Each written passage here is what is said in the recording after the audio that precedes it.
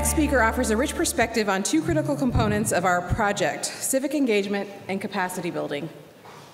Dr. Gianpaolo Baiocchi. Dr. Gianpaolo Baiocchi is currently Associate Professor of Sociology and International Studies at Brown University. He will be starting an exciting new role at New York University in the fall, directing civic engagement efforts at the Gallatin School within NYU and leading a new venture, the Urban Democracy Lab.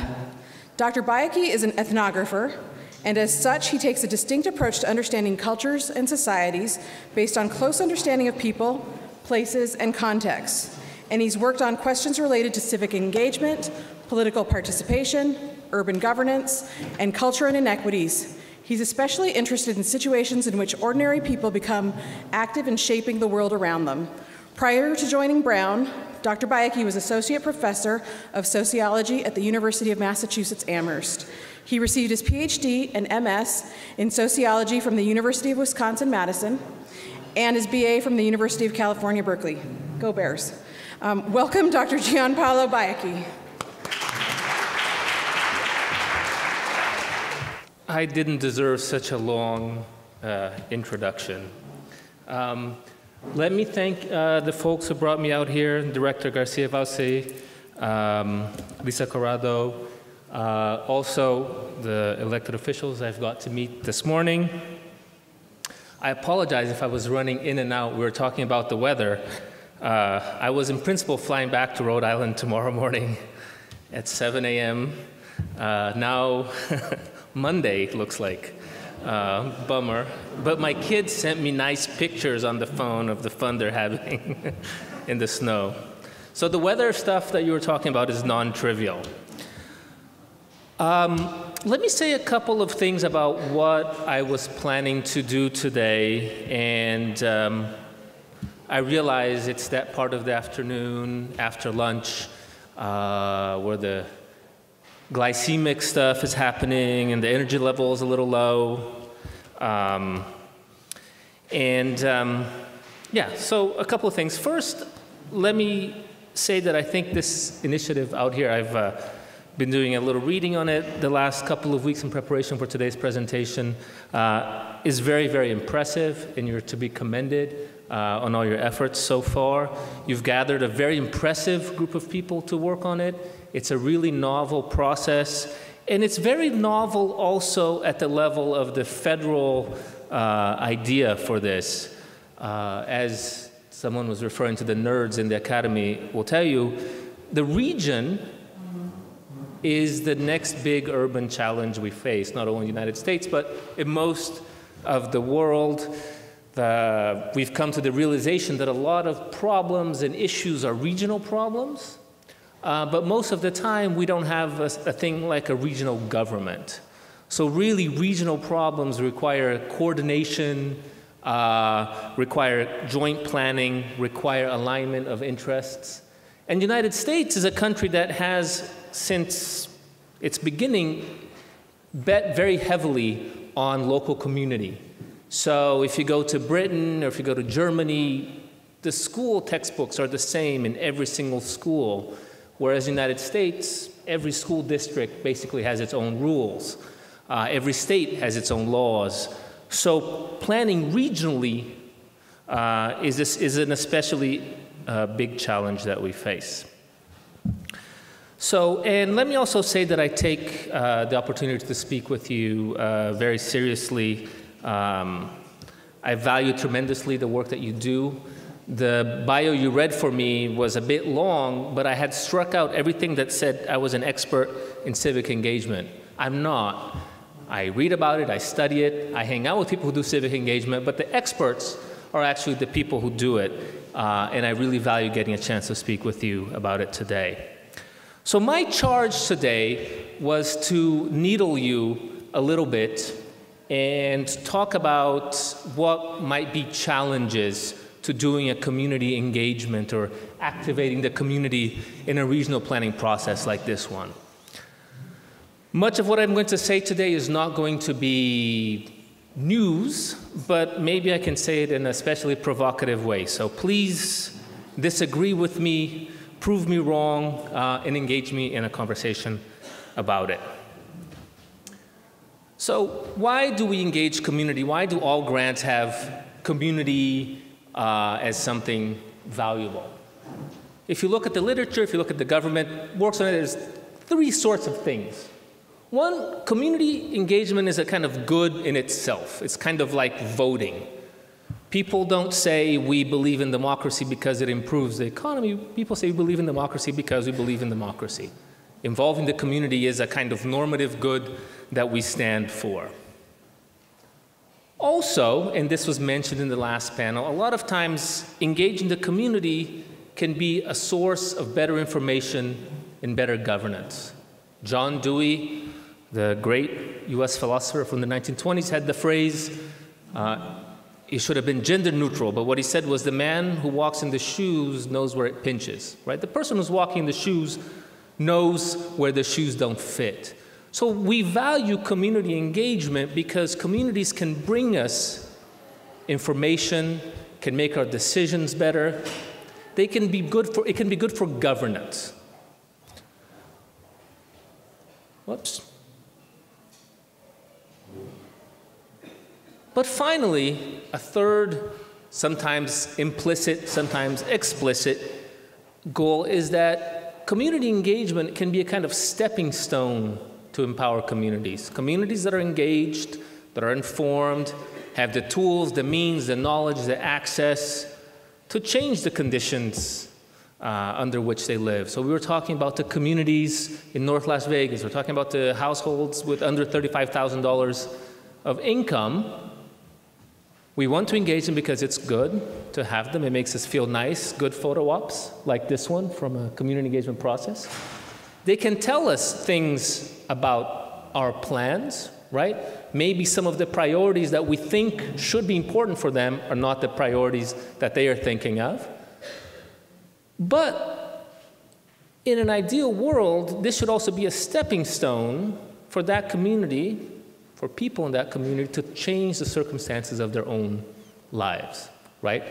People in those communities, once they understand how government works, once they have access, should be able to develop tools to use an overused word, to empower themselves. I'm having a hard time with this clicker. Yet, as nice as community engagement is super difficult to do. It's time-consuming, it's messy, doesn't work half the time, it's frustrating the other half. So we can think of all those challenges of community engagement, and I heard once that each talk you give should have one idea, and this is the idea that I'm going to propose to you today. And it comes from Rhode Island, actually. So James Audubon, if you've been to an Audubon society, he was the naturalist who drew all those pictures of birds. There's a famous museum where a lot of his original works are in Rhode Island. He's actually the best-selling naturalist illustrator in the United States. And he's famous for these types of pictures, and he was alive in the late 1700s, early 1800s. And he was known, right, for the exquisite detail. So for the first time in these naturalist drawings, you saw the details on the feathers, on the beak. He liked to portray birds in he did other animals, but he loved birds especially. And he liked to portray them in their natural habitat. This is the cover of one of his best-selling books. He was very good on perspective, on shading, and this is one of my favorite ones. But once you go to the Audubon Museum, as I did, and then you get a couple of these books, you notice there's something kind of weird about these birds, no? All their necks seem to be kind of weird, like that one. So turns out paper was very expensive, and he was not a trained illustrator, and he would draw birds from the feet up. And then as he ran out of paper, he would just break the necks of the damn birds so that they would fit the piece of paper that he had, right? And then suddenly these nice bird pictures look kind of sinister, no? This sort of sadistic man going around breaking. They were dead to begin with, but then he would, to fit into the piece of paper. And this, I suppose, of all the things I want to talk today, is one of the ideas that I would like to leave you with, which is that a lot of times when we do community engagement processes, and we think about the resources, the time, the timeline, the goals, we're working with a piece of paper, right? We're working with our own format. And a lot of times, it's easier to kind of break the neck, not literally kill the people, but you can kind of, make them fit our schedule a little better. And at what cost? So the challenge to you, to us involved in this area, but to you in this plan is, how can we have a process that's not that? In other words, it looks pretty, has the birds, but involves a kind of distortion because of the piece of paper that we're telling people we have. If you look at the literature, the kind of applied literature on this stuff, there's 3 or 4 different reasons that practitioners point to as difficulties in having meaningful community engagement processes. One, right, people have pretty different interests. There's no such thing as the community. There's the business community, there's the Latino community. No such thing as the Latino community. There's Salvadorans, there's Mexicans, there's Chicanos who've been here for 4 generations, right? It's a complicated thing, and a lot of times people have much more complex interests than we realize when we come to a participatory process. People have distinct literacies. This is a mouthful way of saying that people have different bases of knowledge, people have different technical skills, people value things differently. Sometimes literally the language is an issue, but a lot of times when you want to have stakeholders and you bring people together, what people understand, how they approach an issue can be very, very different. People have pretty distinct experiences of government.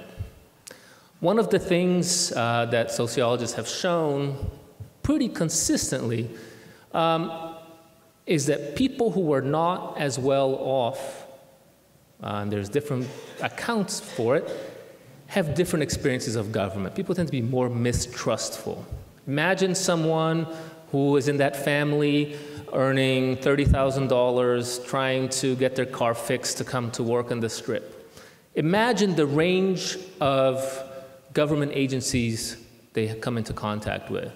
Imagine the frustration that they might associate with government.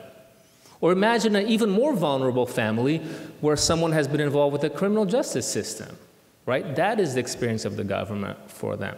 People have pretty different experiences, and when you have a process, look, we want to think about positive role that different groups in the government can play in Southern Nevada's future. Government, politics, institutions can mean pretty different things. People have pretty deeply rooted experiences. And finally, I should have put that last bullet point in English. People have different timelines, and people have different senses of what's important. I overheard someone talking before lunch about a particular family where it was a female-headed household. That is, there's only a woman who's the sole bread earner. This person had 2 jobs, trying to make ends meet all the time. Might have been really grateful for that $500 to fix the car. That's the time horizon that that person is dealing with, right? Paycheck to paycheck, week to week, getting the kids to school on time the next morning, sometimes getting a cash advance at the end of the week.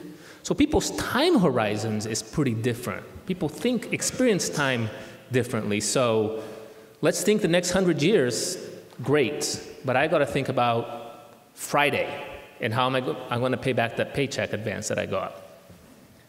And this issue of scales in livelihood is something that sociologists and anthropologists have been talking about, which is people, the sort of lower down you are socially and economically, the more local often your experience is.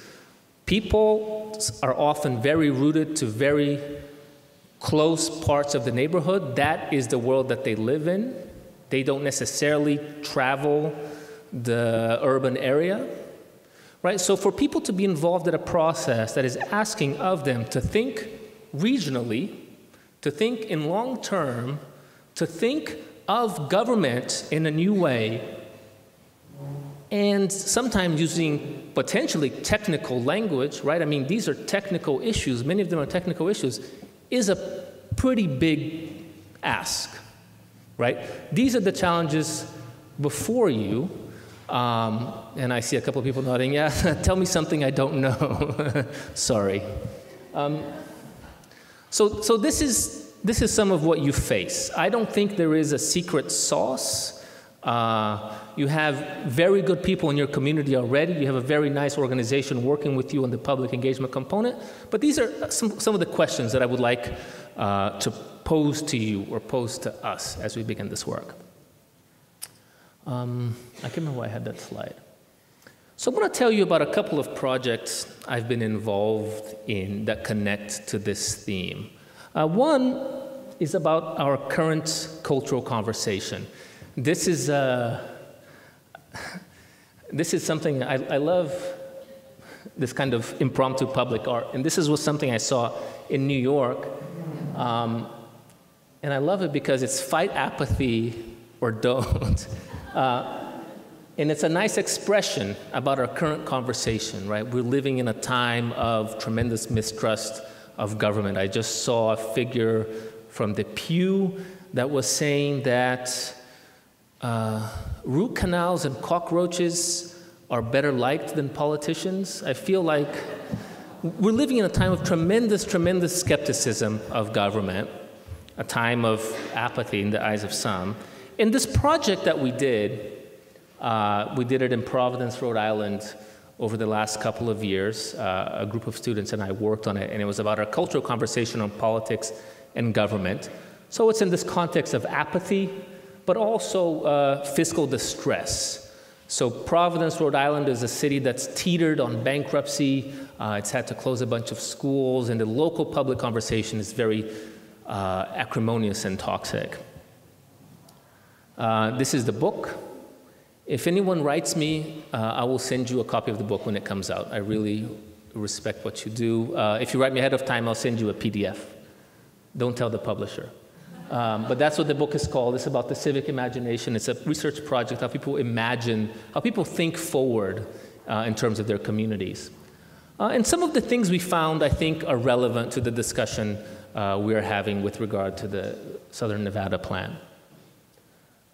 One is that everything has got to be non-political, right? Being non-political or apolitical or being outside of politics does not mean you're disengaged. What we found all the time, people doing things that look like politics, like running for mayor, for instance. We said, no, I'm not a political guy. This is not politics. Politics is dirty. I'm doing something different. So this is a very powerful strain right now in our conversation, right? Politics is dirty. I need to be involved in things that are not political. A second strand is that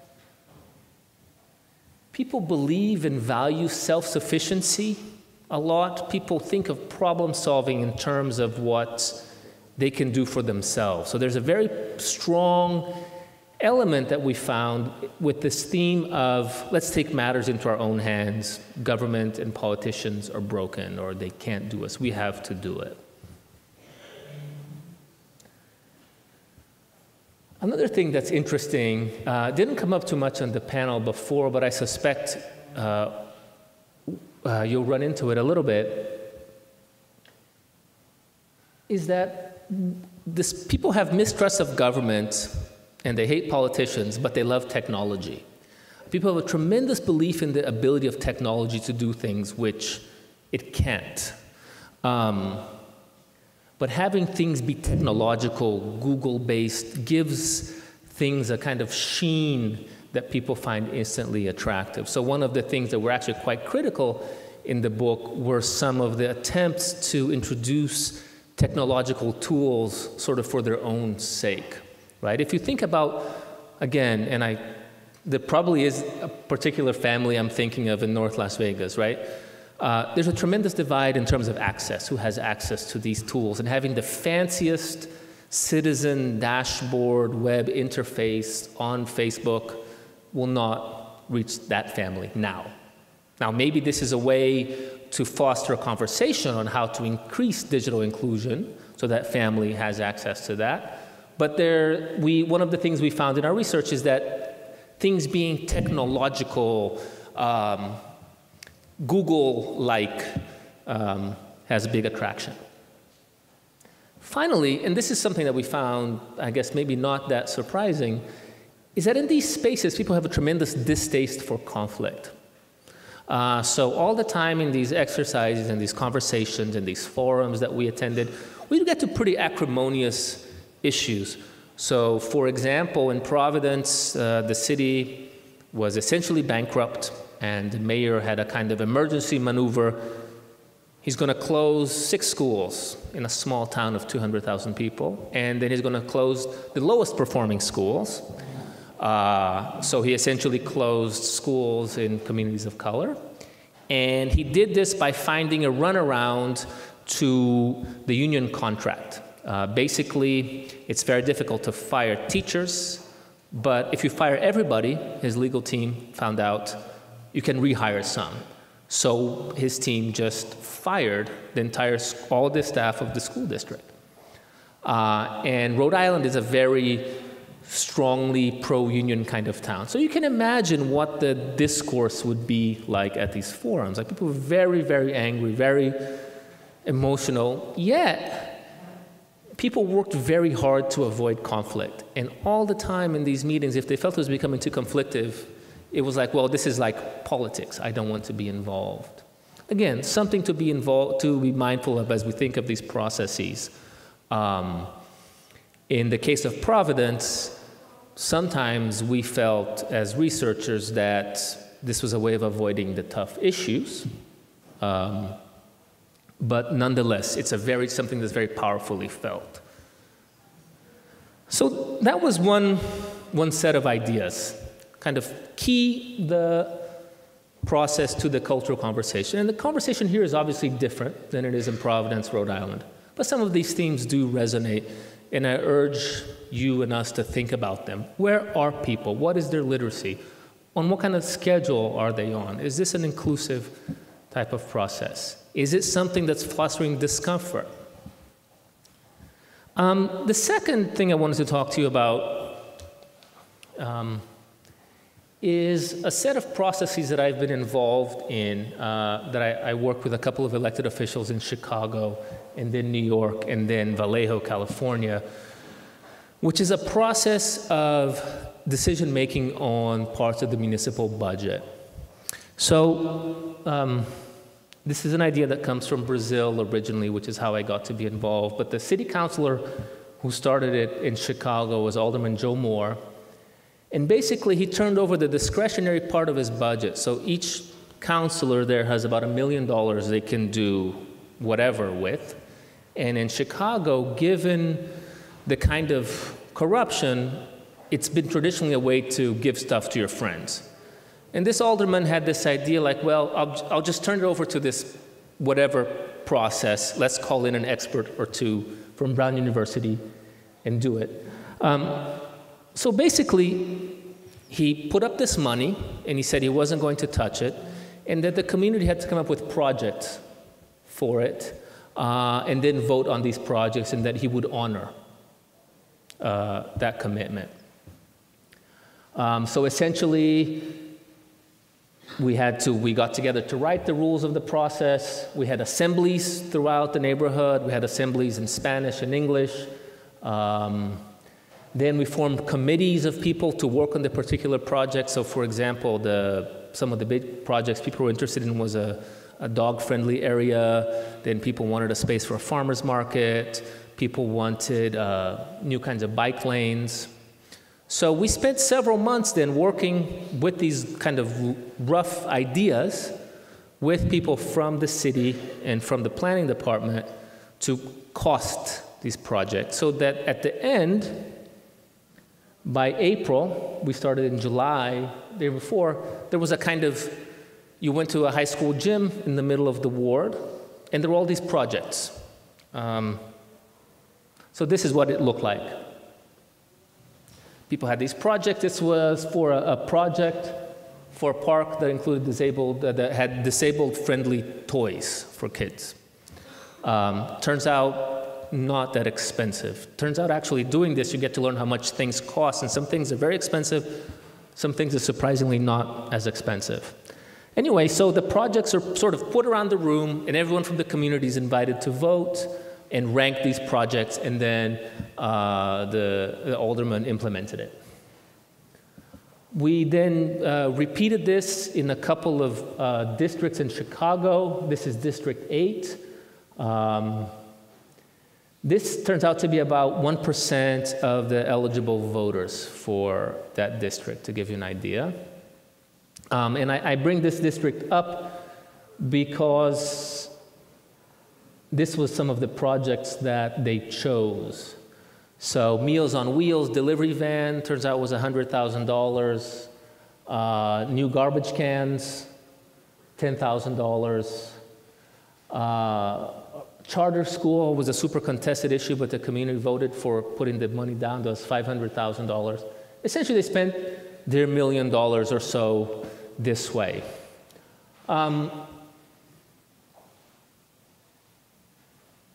And this connects to the discussion we're having today, this kind of, not that I think we should do anything like this, but this has some interesting lessons and ideas for the kinds of things that can engage people.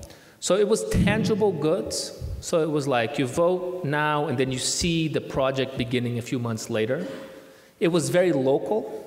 So you could sit around, you know, do we want a garbage can or do we want fancy recycling bins type of discussion? Do we want that playground? It was broken down. The language was accessible. So there's technical problems here, but the city councilors and the city staff worked very hard to make these pretty accessible. So at the end of the day, the person who wasn't involved could just come to the high school gym and see the prices of things and select some. Now, to get back to the bird thing, it is a little bit of breaking the bird's neck, too. Why? Well, first of all, this is not long-term urban planning. This is discretionary funds over a one-year cycle, right? All the time, people would have ideas for things. You know, our district really needs new sources of employment. We have youth unemployment that's rampant here. Okay, that's not part of the discretionary budget. Next. And so all the time in that process, we're kind of like breaking it. Sorry, that's not within the parameters we're setting, which is what makes your process so interesting but challenging to do, right?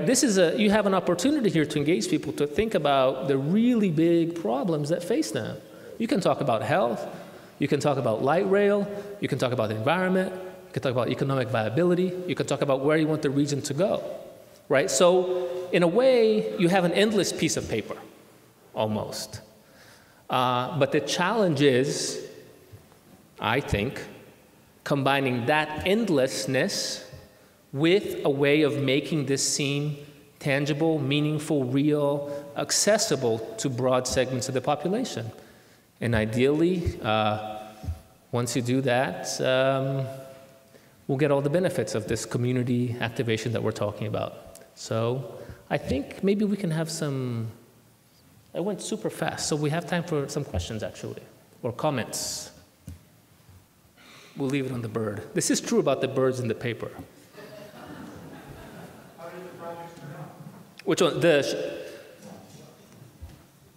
Well, so this is the one that we did in New York. So these are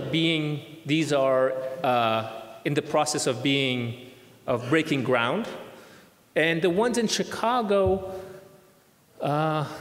It was a total of 36 projects that were selected the first year. So it was a dog-friendly area. It was a space for a community garden. It was sidewalk repairs. And many of them are underway. Turns out one of the interesting issues that came up had to do with the way that the city comes up with costs for projects. So one of the projects the community really wanted was a new bathroom by the lakefront.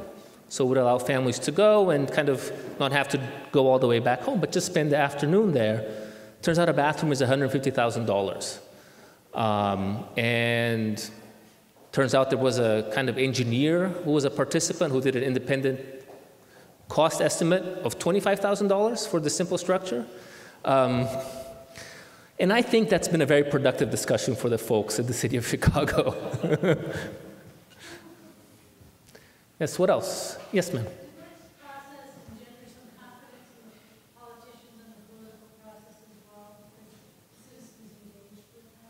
Yeah, so I think so this went from 1 ward in Chicago to 4 in New York that are now 8. And I think I was at the national, there's this mayor's conference, and I heard some of these city councilors speak, and they speak of it in a very glowing way.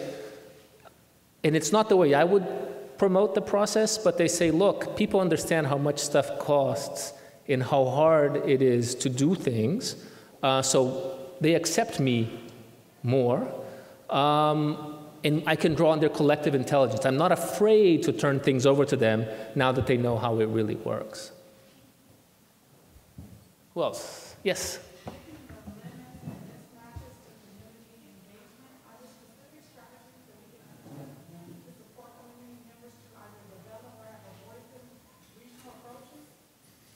Oh, very good. This leads us to, yes, what she was asking if, given the mismatches and limits, are there specific strategies? And I think this is a good moment to turn over to our activity that we planned. So some things, this is a kind of basic thing, but turns out involving, very good. Turns out involving community people in the process of designing the community process is hugely important. And I'll say it in English.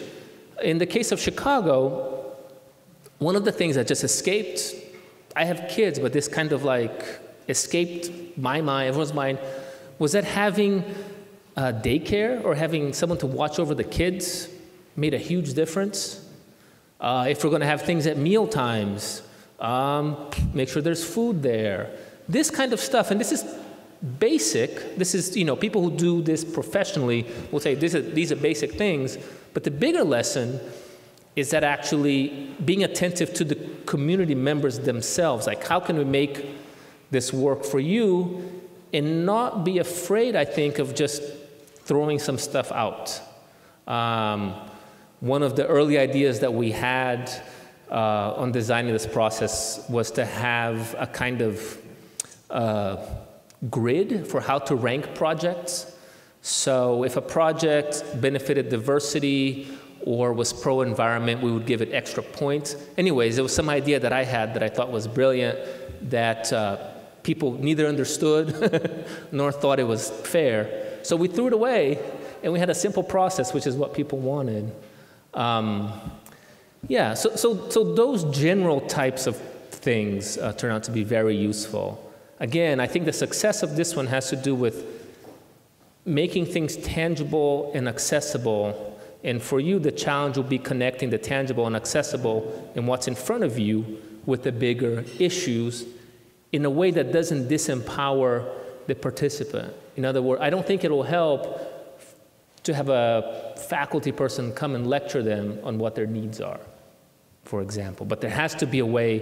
The metaphor in adult education we use sometimes is that a teacher needs to be able to give puzzle pieces to students that can be put together in different ways. In other words, it needs to be a kind of pedagogy that's open enough. Otherwise, people feel infantilized or sort of talked down to. But let's, unless there's another question or comment, let's talk about this worksheet. Thank you.